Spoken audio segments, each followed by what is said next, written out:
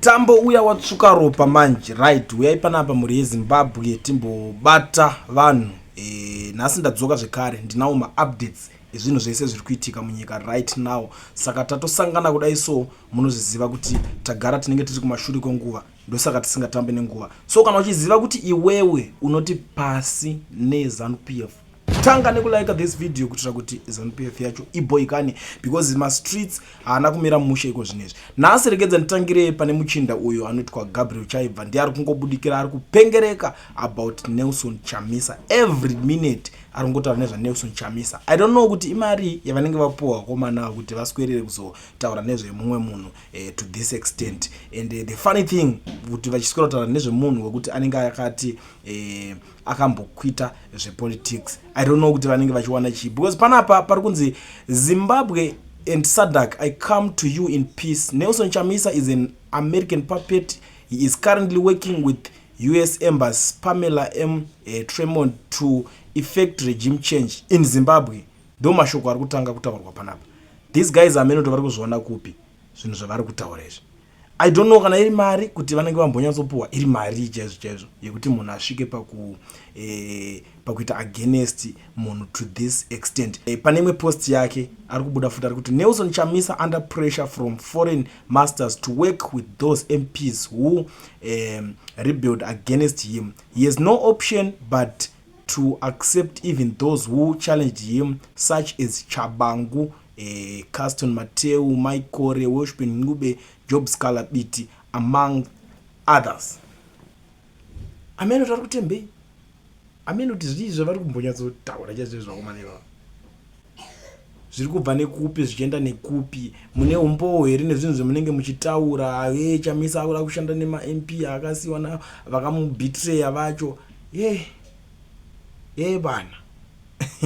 Vanhu muZimbabwe vari fani, but I don't know kuti mimi munomujaji wose panyaya iyoyi. So tichipinda munyaya panapa, pane nyaya iri kuitika iri kupostwa ne a certain guy on X, ndiye ari kuti kazembe uya pano, this open support and solidarity with VP Chiwenga must stop. If this continues, I will impose another COVID lockdown, then we can have virtual burial of heroes, or I will stop these generals from dying in Mosaka. Ini ndoonekwa kupi manje, ndo mashoko aripo.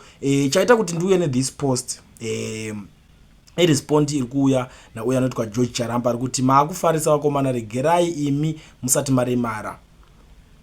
So in other words, George Charamba ari kuita kunge ari kusupporta side rekwa VP Chiwenga, because panapa uya ari kutaura kuti aiwa vanhu vanga vafarira VP Chiwenga vachidzika ku Heroes kwanga kuchivigwa gamba. So ndo baba taura kuti aiwa izvi ngazvimirwe zviri kuitwa izvi. Uya vakataura kuti aiwa regerai zvonyakomana musati makuwara, musati maremara, kureva kuti panyaya dziya manje vanhu vari kuda kuti VP Chiwenga vapinde, I think maakuita muchivaona mega iko zvinezvi. Nyaya dzavo hatisi kuziva isati tinei nazvo kuti vazotangana sei vakaita sei, but isusu tinoita kutotaura zvatinenge tatoona panapa, because dzimwe zvacho ma-issues ekuti anofanirwa kunge achinyararwa, but these guys nekuda kuhakira kwavo vanobva vangoti haakavopindira nyaya dzimwe dzacho. Unoziva pane zvimwe zvinhu zvokuti unonzwa zvitaurwa kungonyarara hakuna zvaunobva, right? Tiri kusangana zvekare nenyaya panapa iri kubudiswa ne-the Zimbabwe Lawyers of Human Rights chinji vari kuti Justin Police Zimbabwe has paid more than 140,000 zig to Amos Siska, a resident of Gweru who was a victim of police brutality 4 years ago when he was severely assaulted by some law enforcement agents who were enforcing the government imposed national lockdown regulations. Itori nyaya dzemunhu akatorohwa kumashure kumu-lockdown, saka nyaya yacho yakudzoka mudariro ndobva vanzi ngavabhadhare mari. Saka polisi yabhadhara 140,000 kumazimudhola, ndovanenge ari mazigi edu aiwaya, ndo mari vari kunzi vabudisa vakabhadhara munhu panapa. Tichipinda pane imwe update panapa pari kunzi Harare Nyamapanda road. This road is about 323 km long and it goes to a very important border. The project includes both the road and border posts. The intention is that it will take 3 years to complete this road. This project is a board arrangement. Minister of Finance and Investment Promotion Professor Mtulingube ndo wabuda vari kuzivisa saka kuti road iyoyo yakuda kutotangwa ndo zvimwe zvezvinhu zviri kuitika iko zvinezvi panyaya dzirimo muZimbabwe pama-updates ese ezvinhu zviri kuitika. Saka road iyoyo vakutoitanga. Ende apa pane imwe nyaya zvekare yakabva kuitika yatiri kusangana nayo pari kunzi 5 armed robbers targeted a church in Melbourne, Harare on October 31 around 11 p.m. and made off with 54,000 in cash. Chechi yakangobirwa mari ende yakomana machechi ka. That's why vanhu vakawanda vakungoti kana akangoita zvaanoita anopedza kuti ndada kuita pastor, ndada kutovaka chechi, nditotanga zvechechi, because it's more like a business. Because imagine kuti on a Sunday patonzi patosvika pakarobwa 54,000 inenge ichiuya unoita muchechi, imari inenge yabviswa chegumi. That's why these guys vari rich maonera ndinozviita, because kana pese panonzi pabuda mari yakadai so haazi mafanis, imari yakawandisa iri kunzi yakabiwa apa. But hapana ko zvingaitwa sei, ndo zvinhu zvacho zvinenge zviripo. Tiri kusangana neimwe nyaya zvekare panapa kuBotswana vakuda kuita inauguration. Vanhu vakambotanga vachifungidzira kuti kuBotswana hakusi kuitwa inauguration, vakutongoita zvavakatoita izvozvo, president otopinda otanga kutotonga. But no, hazvisi kuzoitwa sekudaro, pari kuitwa sezvinongoita dzimwe nyika dzese zvekuita ma-inauguration. But panapa ndiri kuona a certain guy from Zimbabwe anoitwa Hope Chingona ari kubuda ari kuda kuisa mhino yake puzvinhu zvenyika yevamwe vanhu.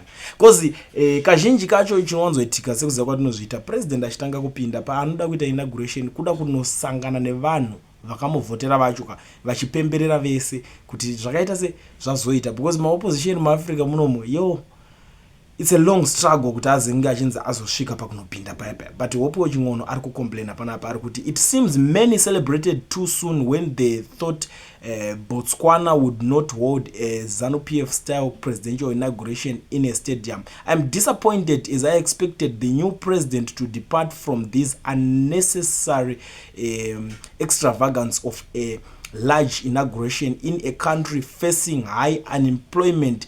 He has even declared 1.5 days of public holidays. My disappointment is not only based on the ethics of such an unnecessary event, but also on the cost of declaring a 1.5 day holiday, especially when the change of government was driven partly by issues like a weak economy and unemployment. Botswana GDP is 18.4 billion with 260 working days per year, meaning the average daily economy output for Botswana is 70.8 million. It means a 1.5 holiday will cost Botswana economy 106.2 million.